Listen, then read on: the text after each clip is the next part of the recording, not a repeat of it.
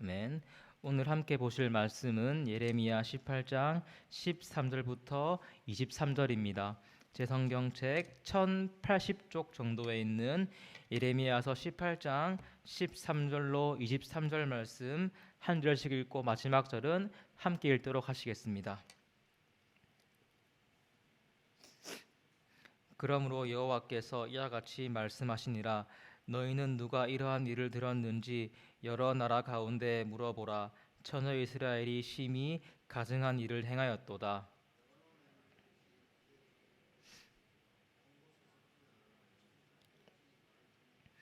물은 내 백성은 나를 잊고 허무한 것에게 분향하거니와 이러한 것들은 그들로 그들의 길 곧 그의 길에서 넘어지게 하며 곁길 곧 닦지 아니한 길로 행하게 하여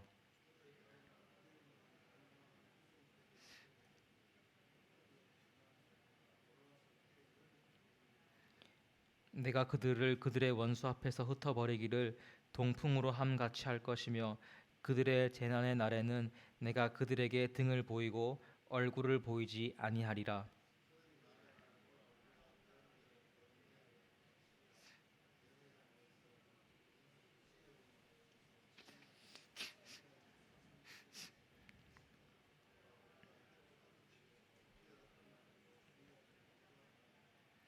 여호와여 나를 돌아보사 나와 더불어 다투는 그들의 목소리를 들어보옵소서.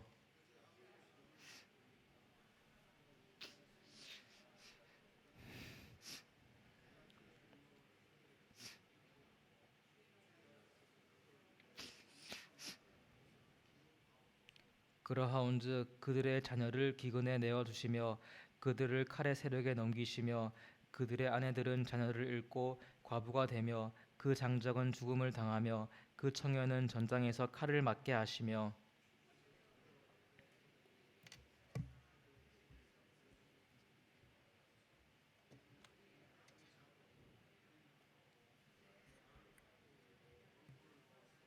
함께 읽도록 하겠습니다.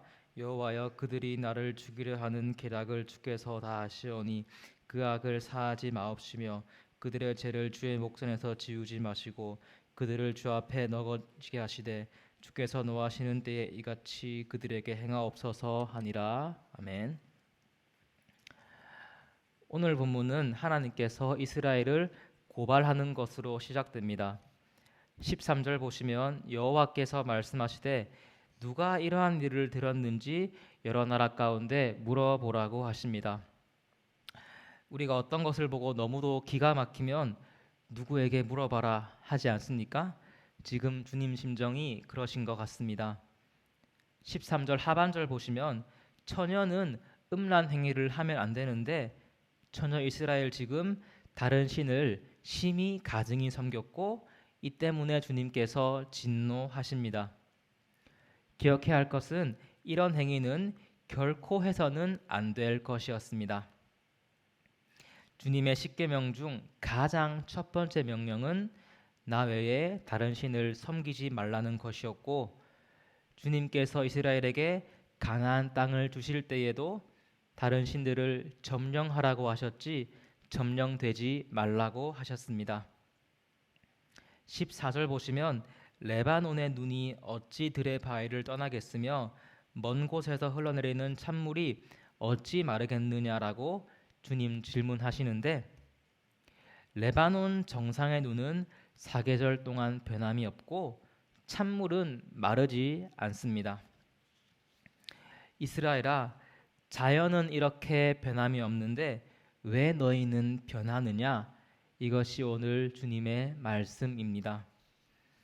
안타까운 것은 주님 대신 그들이 쫓은 것이 15절 보시면 허무한 것, 우상입니다. 영어로 허무한 것들은 거짓된 신들이라 되어 있는데 이것은 이스라엘을 구원할 수 없을 뿐만 아니라 더 나아가서 그들을 망치고 있습니다. 15절 하반절 보시면 우상을 섬김으로 그들은 주님을 따르던 길에서 넘어지고 잘못된 길로 빠지게 되었습니다. 쉬운 성경을 이 부분으로 보시면 좋은 길을 버리고 샛길로 들어섰다고 합니다. 하나님을 버리고 우상을 섬기며 쾌락을 추구하는 삶이 그들 보기에 넓고 좋은 길로 보였겠지만 그 길은 닦이지 않은 길이었습니다.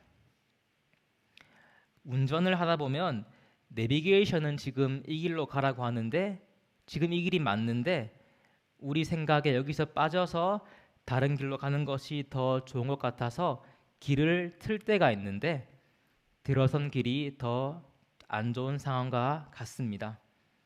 심지어 이스라엘은 생명으로 가다가 사망길로 빠진 것입니다. 계속해서 16절 보시면 이런 우상 숭배의 결과 주님께서 그들을 심판하시는데 그들의 땅이 두려움과 영원한 웃음거리가 되게 하십니다. 지나가는 자들이 보고 놀람과 동시에 두려움을 느끼며 또한 비웃을 것입니다. 이것은 17절 보시는 것처럼 주님께서 동풍으로 그들의 원수 앞에서 이스라엘을 흩으셨기 때문입니다.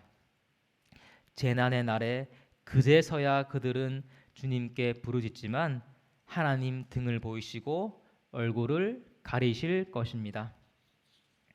주목해서 볼 것은 이런 이스라엘의 죄악은 그들이 선지자 예레미야를 대하는 태도 가운데서도 잘 드러납니다. 18절 보시면 그들은 꾀를 내어 예레미야를 치려고 합니다. 회개해라, 돌아와라는 그의 말이 듣기 싫었고 또한 그들에게는 평안합니다, 안전합니다라고 외치는 다른 선지자들이 있었기 때문입니다. 그래서 그들은 다른 제사장에게서 율법이, 다른 지혜로운 자에게서 책략이, 다른 선지자에게서 말씀은 끊어지지 아니할 것이다 라고 말하며 예레미야 말은 주의하지 말자고 합니다. 지금 이스라엘은 주님과 함께하는 선지자를 알아보지 못하고 하나님께서 보내지 않은 자들의 말에 귀를 기울이고 있습니다. 이런 그들의 말에 19절부터 23절까지 예레미야의 반응이 나타나는데 그의 말이 조금 새롭습니다. 이전까지 예레미야가 어떤 사역을 했는지 기억하십니까? 주님과 이스라엘 사이를 중재했습니다. 그들에게 기회를 더 달라고 기도했는데 그러나 오늘 본문의 예레미야는 조금 다릅니다. 20절 보시면 그는 주님께 내가 주의 분노를 그들에게서 돌이키려 하고 주님 앞에 서서 그들을 위하여 유익한 말을 한 것을 기억해 달라고 하면서 그러나 그들이 20절 상반절 보듯이 자신의 선을 악으로 갚으며 자기 생명을 해하려고 구덩이를 팠다고 합니다. 그래서 그는 21절부터 23절까지 그들을 심판해 달라고 주님께 청원합니다.